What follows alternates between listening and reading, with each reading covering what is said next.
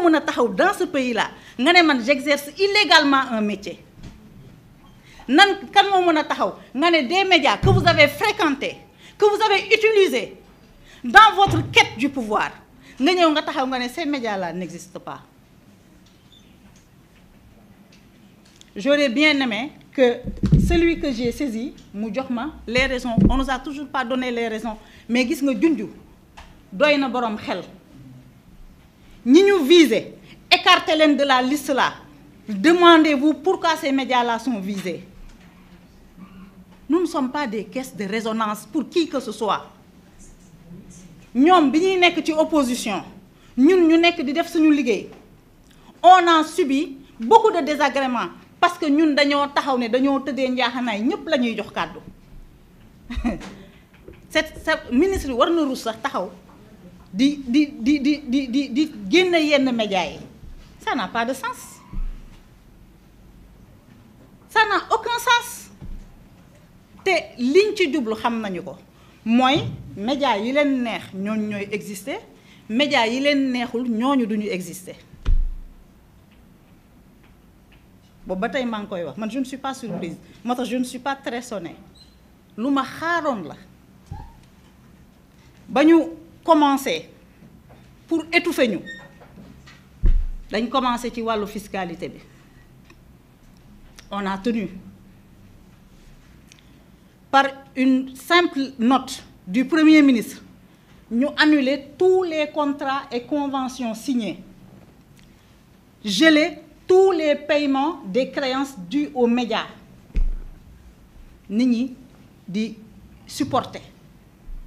on a tenu. Maintenant l'étape ultime c'est que c'est un ministre dans une profession libérale qui va décider de qui est média ou pas. xoolaat leen liste bi am na ñu ci boolewul ñu ne duñu média mais am na ñu ci nekk duñu ay média ay tribune la yoo xam ne elles sont au service d'un parti politique di leen defaral seen communication di leen xeexal di leen attaquer seeni adversaire ñooñu mën nañu exister mais ñun ñi nga xam ne dañoo nekk dans une profession mu nekk ci suñu deret mu nekk suñu passion on a tout donné pour mën a exprimer wu à travers des plateformes audiovisuelles on a tout donné nga ne ñooñu existé wuñu je l'ai dit et je le répète et après quand je dis ça on me dit non bul wax loolu boo waxee loolu dañuy gis nga fii Sénégal lu nekk gis nañ ko fi Sénégal lu nekk combat la ñoom fan la ñu nekkoon te dañoo dissoudre seen parti fan la ñu nekkoon dans l'opposition ils se sont armés de foi ils se sont battus et ils ont été récompensés pour leur combat gis nga foi boobu habité woon leen na leen leer ne muy man ak samay morom foi boobu moo ñu habité te man sama foi elle reste inébranlable man bugguma nekk ministre bugguma nekk DG bugguma leneen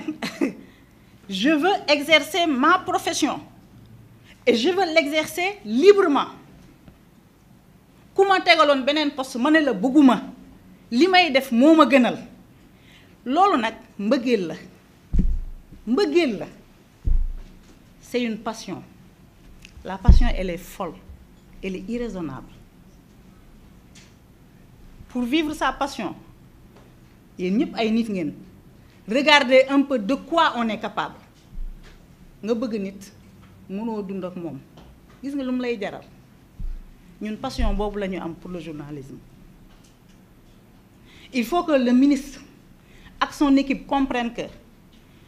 li ñuy mañe du rek des choses matérielles li ñuy mañe y a une forte dose y a une grande part d'immatériel bu ci nekk boo xam ne boo koy mañe da nga ko war di mañe avec précaution parce que tu touches à la passion des gens tu touches à l'amour des gens pour un métier tu touches au sacrifice suprême ñi fi toog ñëpp yor ay entreprise de presse koo leen ci jëloon mu lay raconter sa tranche de vie les gens comprendraient que lii du xaalis parce que da nga koy yor muy metti nga gàddu mu naqari nga gàddu mu jaral la nga jël li nga am yépp def ko ci mu jaral la nga toog weer bu dee amoo loo fayee salaire nga dem leb banque pour fay salaire mu jaral la ñu menacer ta vie ñu mettre ta vie en danger nga continuer def sa métier donc boo xoolee mbir nit di ko def mu jaral ko li mu ko jaral yépp boo ciy jël décision da nga ko war a teg ci yoon. Encore une fois, nous ne pouvons pas être contre la régulation du secteur. Ce secteur a besoin de régulation. Au début, quand le ministre parlait, honnêtement, dama naan mais pourtant li muy def nii lu baax la lu muy def nii lu baax la mais mënoo ñëw dans un secteur nga ñëw teg des actes après bi nga paree moi j'ai l'impression man je ne suis pas surprise hein, que depuis boobu ba tey depuis 8 mois li ma daj yépp lu ci tegu du ma bett mais nag encore une fois nous avons opté pour une vie de combat. C'est un combat et c'est un combat qui va être mené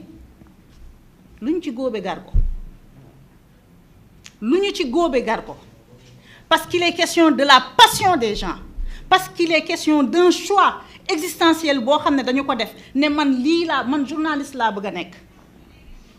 man su ma bëggoon nekk chargé de communication au palais de la République ma nekk ko su ma bëggoon nekk leneen ci réew mi ma nekk ko journaliste laa bëgg a nekk ma teg média bëgg a exprimer wu librement selon mes choix et convictions. Ñu xëy par une simple note un ministre ne non yow bokkuloo man kenn mënu maa tere bokk ci espace médiatique u Sénégal dama koy wax sama baat ci kaw ce n'est pas de la défiance man conviction laa koy waxee dëgg nag pour mu jib day metti te loolu yëpp xam naa ko heureusement que je suis préparée à tout ça dëgg pour mu jib day metti waaye dëgg dina am. Cette décision-là dinañu ko attaquer pour abus de pouvoir mais le vrai combat c'est le combat pour la démocratie et la liberté de la presse boobu ba tey ñu ngi leen koy wax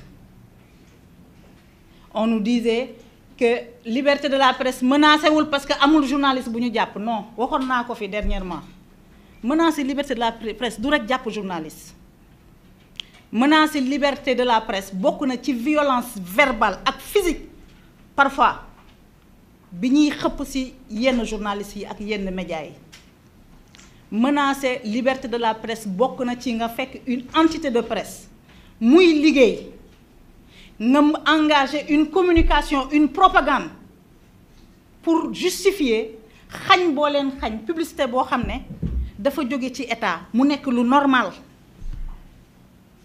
nga ne yow da ngay càmbar on est d'accord pare nga sa càmbar est-ce que fay nga xaalis bi les créances dues exécutées est-ce que fay nga ko loolu bu dul menacer liberté de la presse lan la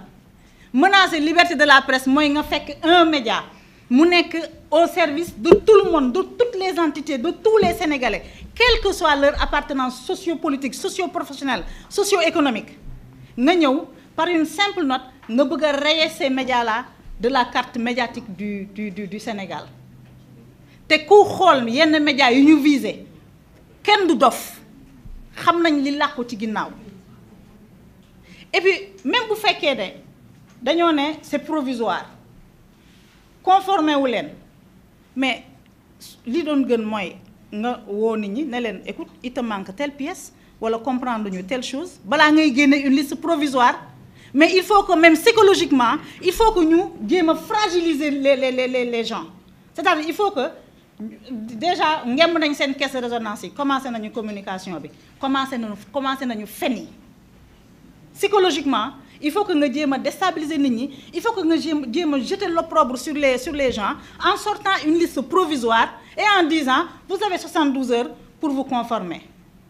Aliou Sall bi ñuy teg suñuy média mu ngi France